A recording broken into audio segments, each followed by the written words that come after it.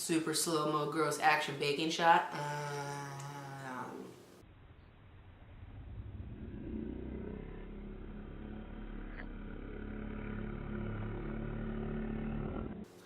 Nope, too much. Oh, okay. You want any of this frosting before I throw it away? Yes. That's what I thought.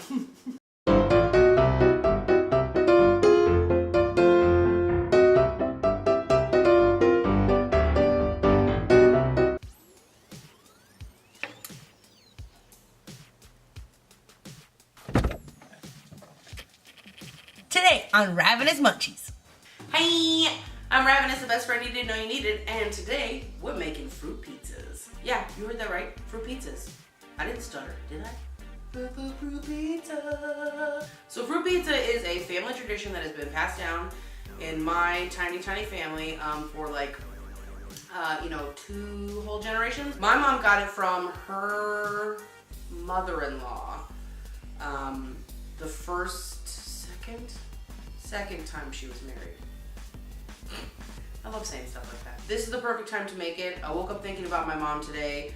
She passed away a few years ago. Shout out to mom. This was one of her things to bring everybody together on the holidays. People begged for this stuff. She worked as a nurse for a long time in a hospital, and she would always bring these every year for Thanksgiving and Christmas usually, and just bring giant versions of them into the hospital for the nurses to just mac down on. Everybody always begged for her recipe, and she never gave it up. I think she gave it up one time to some woman who was a traveling nurse because she was like going back home to like the Philippines or something and would like never see my mom again. And this was back in like the early 2000s when everybody didn't have a little cell phone like attached to their hands and it was on Facebook and MySpace and stuff. MySpace, kids, look it up, it's a thing. Decided to finally give up the goods and give up the recipe. It's not as hard as it seems. It's actually fairly simple. You might have seen these somewhere. You might have seen like the French versions. You might have seen some other versions of this online where it says fruit pizza, but it's not. It's not the real one. Mine's the real one. Let's get started. Let's get started, shall we? If you know what YouTube channel that's from, you're probably in the right place. So for fruit pizza, what you're going to need is orange juice, 2 different kinds of sugar. You're gonna need confectioner and regular granulated, cornstarch, sugar cookie dough, vanilla, and then a variety of different fruits. You want at least 4. You also want to stick with citrusy fruits. Kiwis and strawberries are the best. You can use grapes, blueberries, any kind of berries. My mom probably would have thought this was blasphemy, but I like to make individual ones because then people can take it and put it on their plate and take it with them. Just cut little cookies and then everybody can have their own individual little mini fruit pizza. Pizza stuff. Ooh.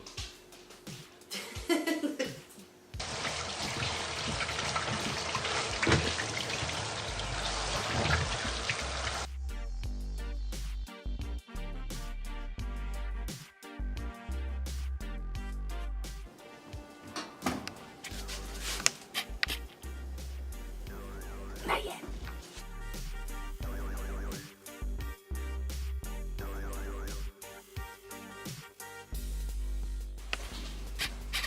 Oh, yeah, that's it.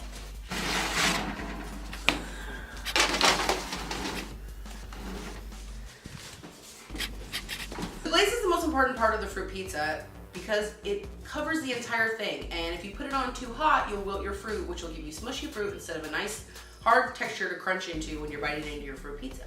In addition to that, it's really simple, but it cooks very quickly. And I like to do it before I do my cheesecake mixture, so that way it has plenty of time to cool. When doing the glaze, it's a rule of quarters. 1/4 cup. So 1/4 cup water, 1/4 cup sugar, 1/4 cup orange juice, 1 tablespoon of cornstarch. And then you can upgrade there depending on your baking needs. I'm doing a basic batch of 12 individual fruit pizzas, so I'm gonna do 1 batch, which is 3/4 cup sugar, 3/4 cup water, 3/4 cup orange juice, and 3 heaping tablespoons of cornstarch. I recommend mixing the cornstarch with the warm water first. That way your cornstarch mixes and melts down completely and it immerses itself. And then you can mix that with the sugar and orange juice combination. So now that it's congealing along the sides, I'm gonna pull it apart so that way it doesn't burn. And then from here on out, you'll kind of wanna keep it moving. It's gonna boil real fast and then you only wanna cook it for about a minute at the most. If you're doing a double or a triple batch, you want to double that time. Never triple it. You will burn no matter what.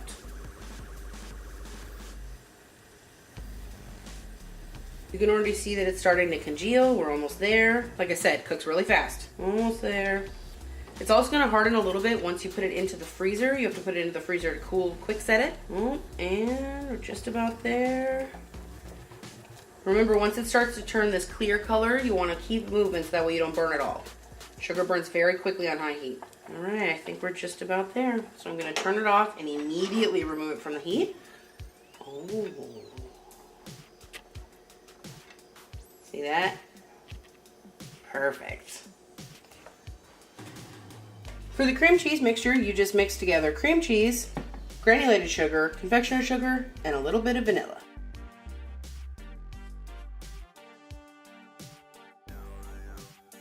Alright, you can see I have my fruit all cut up. My cookies are nice and brown. You want to make sure they have nice brown edges so that they're a little crisp so they can hold the weight. I filled a Ziploc, because we're fancy here, fancy, with my cream cheese mixture so that way I can pipe it onto the cookies.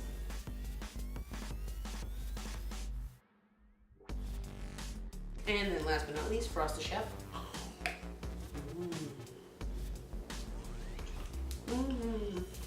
Feel free to get creative in your designs. You can literally do them however you want. If you decide to bake them, they're yours.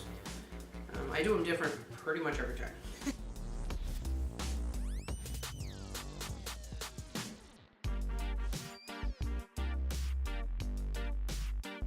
All right, there you have it. They're beautiful and decorated, but wait, they're not done. Don't forget about that delicious glaze. I'm gonna go see if it's cool enough, because like I said, you don't wanna put it on if it's still warm because it will wilt your fruit, melt your cream cheese, and make everything a soggy, gross mess.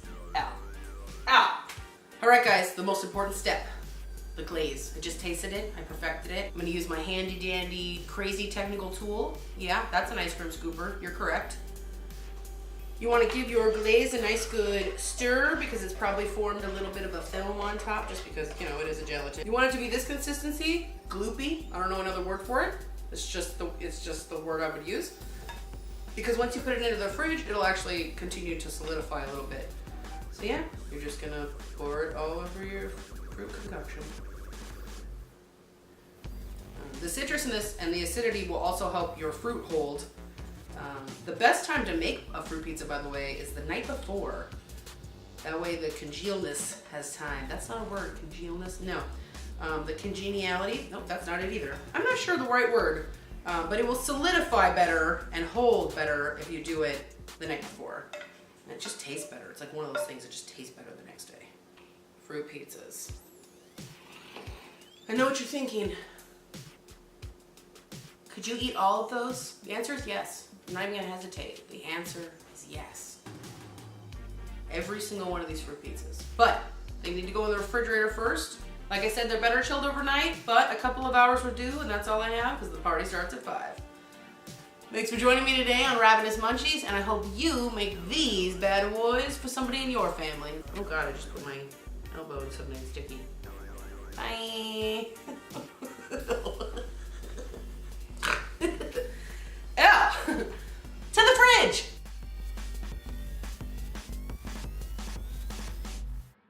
Yeah, I want to try that. Boysenberry pie. That's like the British version Okay, you want some of that, Tom? I missed you. I need to cut it. I missed you so much. No, like actually. Look, Kelly, let's put this in front of you. Oh no! Tom. I'm still gonna eat it.